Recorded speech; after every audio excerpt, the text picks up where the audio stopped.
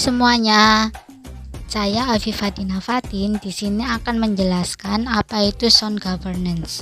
Sound governance merupakan konsep tata pemerintah yang santun secara epistemologis karena ia membuka ruang yang sangat luas untuk keberagaman ide dan praktek tentang makna demokrasi untuk muncul ke permukaan.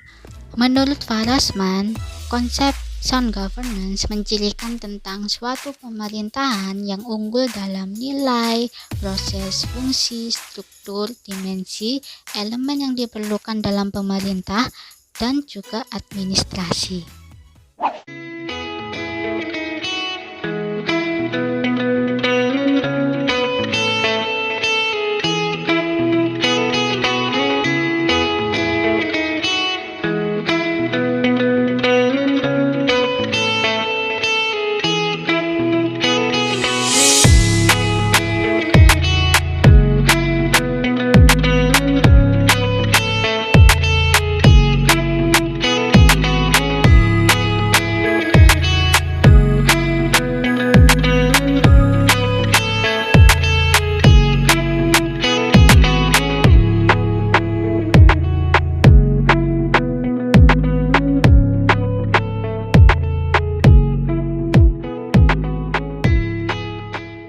Yang pertama ada proses, yang dimana di dalam sound government terdapat proses untuk mengatur semua interaksi segala elemen atau stakeholder yang terlibat.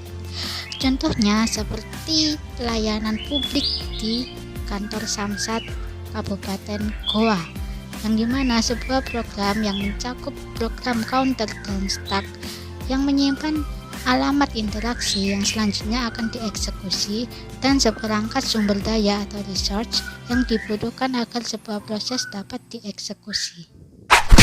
Yang kedua ada struktur, yang dimana struktur adalah sebuah badan elemen konstitutif, aktor, aturan, regulasi, prosedur, kerangka pembuatan keputusan dan sumber otoritatif yang bisa memberikan sanksi atau melegitimasi proses governance. Contohnya seperti hasil wawancara penulis dengan kepala sub bagian tata usaha yang menyatakan bahwa struktur dalam artian di sini atau dalam artian pelayanan publik yaitu hubungan pimpinan dengan pegawai. Di sini hubungan pimpinan dengan pegawai sudah sesuai dengan tupoksi yang telah dijalankan. Yang ketiga ada kognisi atau nilai. Dimensi kognitif atau nilai mempresentasikan sistem nilai unik atau devian dalam struktur atau proses governance. Contohnya yaitu sistem governance yang tidak sehat, korup, dan buruk adalah yang organisasinya longgar, institusionalisasi, dan legitimasinya minim, dan sangat mengandalkan kekuatan eksternal dalam melegitimasi kekuasaannya. Yang keempat ada konstitusi, yang dimana konstitusi adalah dokumen dasar yang menjadi cetak biru dari governance. Misalnya, dalam sistem governance yang lemah, kurang terorganisasi dan tidak jelas, meski masih disebut sistem konstitusi, tidak lebih sekedar dokumen formal, ini masih sering diabaikan dan hanya digunakan secara selektif untuk melayani kepentingan tertentu. Yang kelima ada organisasi dan institusi. Lembaga yang tidak atau yang tanpa organisasi tidak dapat bertahan hidup. Tetapi organisasi tanpa lembaga juga rapuh dan memiliki kesempatan hidup yang rendah. Misalnya seperti legitimasi mereka tergantung pada pelembagaan yang memberikan mereka kognitif pengakuan, fitur normatif yang fit ke tingkat kesehatan pemerintah sistem. Dengan demikian, baik dimensi kelembagaan dan organisasi berfungsi sebagai bagian integral komponen atau sifat data suara. Yang keenam, ada manajemen dan kinerja. Dimensi manajerial dan kinerja dari sound governance memiliki keterkaitan yang sangat erat, bagian integral dari sistem keseluruhan. Tapi sekadar kinerja saja tidak cukup. Ini harus membuahkan hasil yang diinginkan, tepatnya yang bisa diterjemahkan menjadi legitimasi institusional dan sistem. Contohnya seperti di pelayanan publik, manajemen dan kinerja harus ditingkatkan dalam keahlian teknologi ataupun sumber daya agar pelayanan publik atau pelayanan terhadap masyarakat terpenuhi secara aman.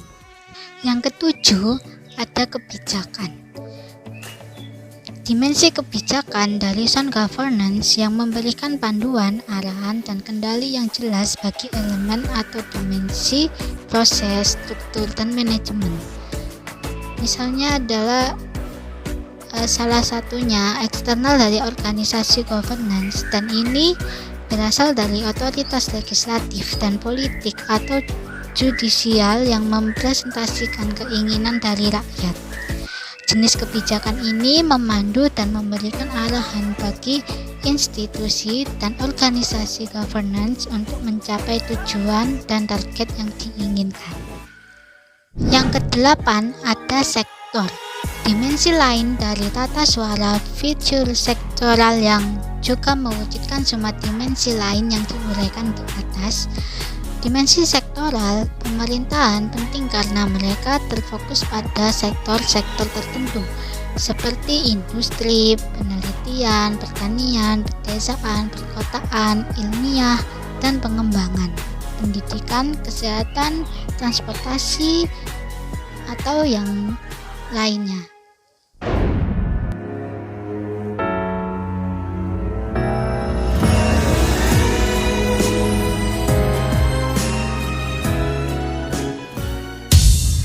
Terakhir, ada etika, akuntabilitas, dan transparansi. Akuntabilitas dan transparansi, fitur utama dari tata kelola yang baik adalah fondasi berprinsip pada nilai-nilai etika, persyaratan akuntabilitas, dan struktur transparansi dan nilai-nilai. Ini prinsip utama tata kelola yang baik pemeriksaan terhadap pelanggaran potensial dan korupsi sistem serta seperti terhadap prinsip buta efisiensi murni dan ekonomi dalam pengelolaan dan proses administrasi. Contohnya seperti di Samsat Kabupaten Goa, etika dan akuntabilitas di sana cukup baik dan transparansi. Masyarakat bisa melihat kegiatan mereka atau kebijakan-kebijakan yang dilaksanakan oleh mereka dan dapat mengetahui semua pembiayaan atau pembayaran di sana. Sekian penjelasan saya tentang 10 dimensi sound governance yang diantaranya yaitu ada proses, struktur, kognisi dan nilai, konstitusi, organisasi dan institusi, manajemen dan kinerja, kebijakan, sektor, kekuatan internasional atau globalisasi, dan etika, akuntabilitas, dan transparansi. Semoga ilmu ini bisa bermanfaat bagi para pendengar atau yang lagi menonton. Terima kasih.